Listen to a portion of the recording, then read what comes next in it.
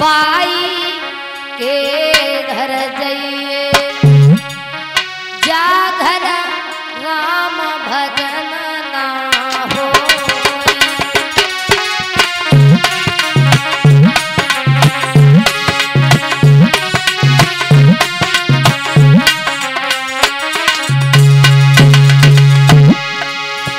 राम भजन ना हो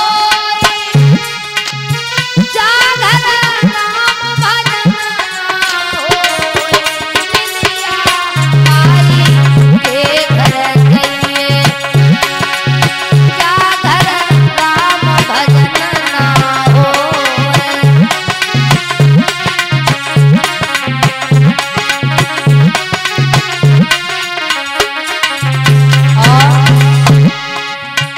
सीता जी लक्ष्मण से बोली प्यास लगी है मोर। सीता जी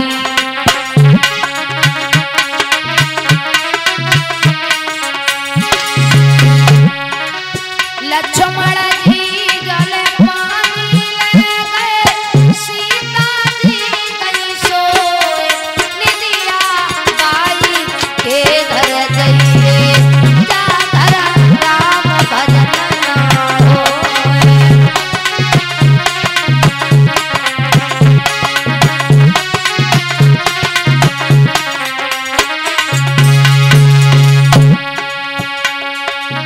पार्वती शंकर से बोली कथा सुनाई दो। पार्वती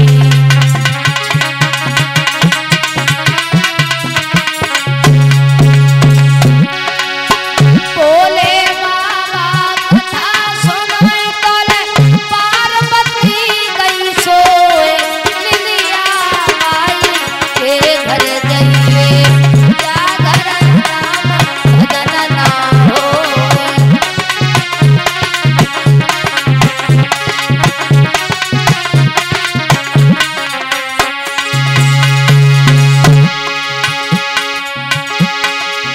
राम भजन ना होई जा घर राम भजन ना होई।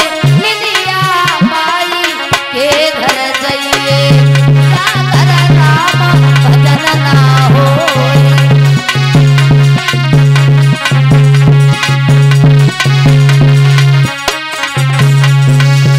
महाराज आज धरो भोले बाबा ने समझाया। अब भोले बाबा समझा रहे हैं कि पार्वती एक बात का ध्यान रखना। क्या कि अगर जरा भी ध्यान भटक गया तो निद्रा रानी तुरंत तुम्हें अपनी गोदी में ले लेगी। इसलिए आप जो है मन बुद्धि चित्त तीनों को एकाग्रचित करके कथा को श्रवण करना। बोले ठीक है। अब महाराज इधर भोले बाबा बैठ जाते हैं आसन पे। मैया पार्वती जी बैठ गई। अब भगवान भोले बाबा ने वहां पर पहली ताली बजाई। अब जब भोले बाबा पहली ताली बजाते हैं तो उनका त्रिशूल जो है पूरे बाकी परिक्रमा करता है कि जो भी पशु पक्षी हैं वो सभी वहां से चले जाते हैं। अब भोले बाबा ने दूसरी ताली बजाई तो उनका त्रिशूल परिक्रमा करता है कि कोई चुपके से तो कथा को श्रवण नहीं कर रहा है। अब भोले बाबा ने तीसरी ताली बजाई तो महाराज जब तीसरी ताली बजाई है तो हवाएं जो है सुगंधित हवाएं बहने लगती है। अब भोले बाबा कथा इधर सुना रहे हैं और मैया पार्वती कथा सुन रही हैं और हर शब्द पर हुकरा दे रही हैं, आवाज दे रही हैं। उसी कल्पतरु वृक्ष के ऊपर एक तोते का अंडा रखा हुआ है। अब महाराज इधर आधी कथा जब होती है उस समय हुआ ये, आरे गिरिवर पर शिव शंकर बोले, अरे बैठे आसन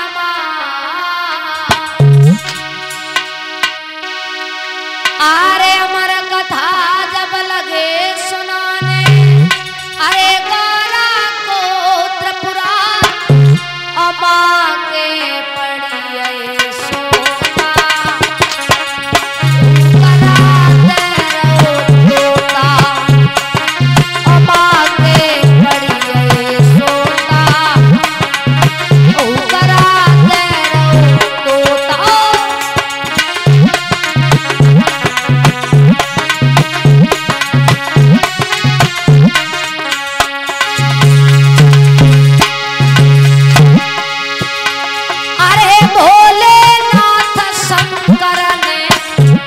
गौरा को कथा सुनाई।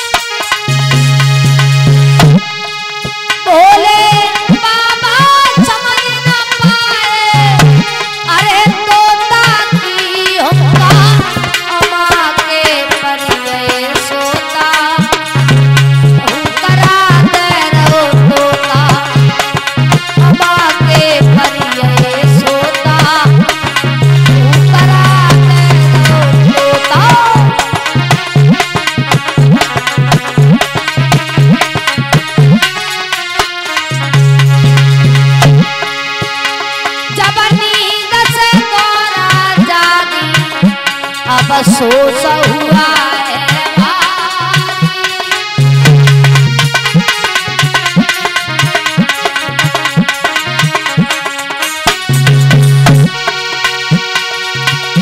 अरे हाथ जोड़ी की बोली प्रभु लगी आंखें हमारी।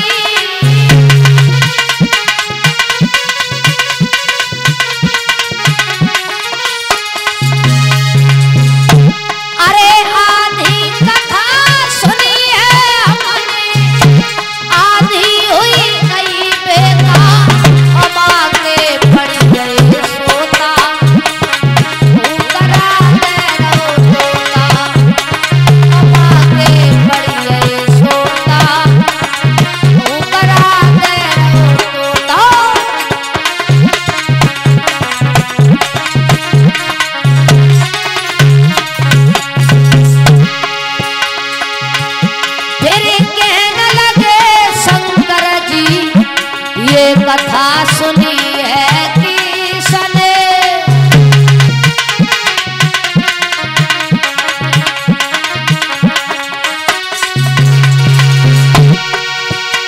मैं जिंदा नहीं छोड़ूंगा ये किया हूँ करा किसने।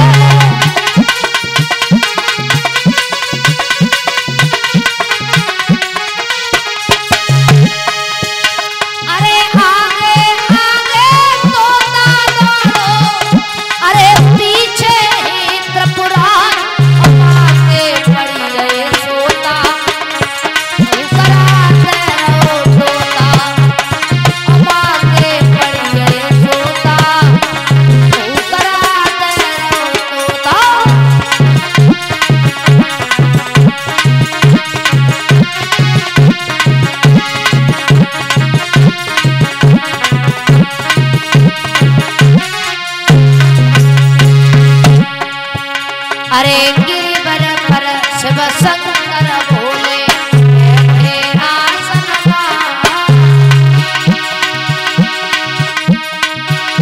अरे अमर कथा जब लगे सुनाने गौरा को क्षमा के पड़िए सोता करा सोता क्षमा के पड़िए सोता करा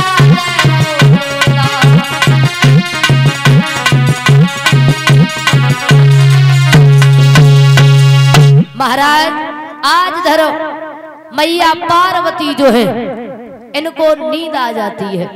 अब महाराज इनकी जगह पर जो अंडा रखा हुआ था उसमें से एक बालक निकलता है तो मैया पार्वती की जगह पर वो बालक हुकरा देने लगा। अब महाराज जब वो बालक हुकरा दे रहा है तो उसी समय आज धरो जैसे ही भोले बाबा के नेत्र खुले हैं अब देखा कि पार्वती सो रही है। अब भोले बाबा ने देखा कि कथा तो हम सुना रहे हैं हर शब्द पर हुकरा कोई दे रहा है, इसका मतलब है कि कथा कोई और सुन रहा है। जैसे ही भोले बाबा ने पार्वती को जगाया, पार्वती तुम बोले ऐसा करो अब आप हमें दोबारा से कथा श्रवण कराइए, अब जो है हम नहीं सोएंगे। बोले वो तो ठीक है, लेकिन फिर आवाज कौन दे रहा था? अब भोले बाबा ने जैसे ही देखा तो क्या देखा कि ऊपर सुख बालक बैठा हुआ है।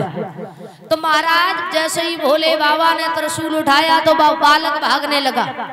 तो बालक जो है 3 लोग 14 भवन में भाग करके गया, लेकिन उसे कहीं जगह नहीं मिली, क्योंकि जब राक्षसों से बचाया जाए तो देवताओं के पास जाया जाए, और जब देवताओं से ही बचाया जाए तो कहाँ जाया जाए? बोले ब्राह्मण के पास में। अब महाराज इधर भाग करके विचार किया है कि कहाँ जाएं। तो व्यास जी की पत्नी जो थी अरुणी, वो बीच दहलीज पर बैठी हुई थी। अब जैसे ही उन्होंने जमाई को लिया, बालक पेट के अंदर प्रवेश कर गया। अब महाराज बालक जैसे ही पेट के अंदर प्रवेश करता है तो भोले बाबा पहुंच गए। बोले व्यास जी आपके घर में हमारा कोई चोर आया है। बोले चोर? बोले हाँ। बोले ये बताओ चोर आपके कैलाश पर्वत से भला क्या चोरी करके लाएगा? भाई खाने पीने वाली चीज भांग धतूरे, और उसके पीछे इतना क्रोध? बोले नहीं, उसने चुपके से हमारी अमर कथा को श्रवण किया है, तो इसका मतलब वो अमर हो गया, और अगर आप मार देंगे तो फिर वो आपकी अमर कथा झूठी हो गई, क्योंकि आप भगवान है मार सकते हैं, लेकिन फिर वो आपकी अमर कथा झूठी हो जाएगी। तो भगवान भोले बाबा ने 1 वर्ष की समाधि लगाई, और जब 1 वर्ष की समाधि लगाई है तो बालक पेट के अंदर कहता है कि अरे भोले बाबा आपने समाधि लगाई वो भी बड़ी कंजूसी से 1 वर्ष की, लेकिन हम इस पेट के अंदर जो है 16 वर्ष की समाधि लगा रही है। महाराज 1 वर्ष पूर्ण हुआ है। भोले बाबा बोले बालक बाहर आया। बोले बाहर आने की आप बात कर रहे हो, बालक का अंश भी नहीं बढ़ा। बोले अब क्या होना चाहिए? भोले बाबा बोले ऐसा करो, हम जा रहे हैं व्यास जी, और बालक जब बाहर आ जाए तो आप हमें खबर भिजवा देना। बोले ठीक है। अब इधर महाराज चले जाते हैं भोले बाबा कैलाश पर्वत के लिए। अब इधर धीरे धीरे काफी समय व्यतीत हो गया।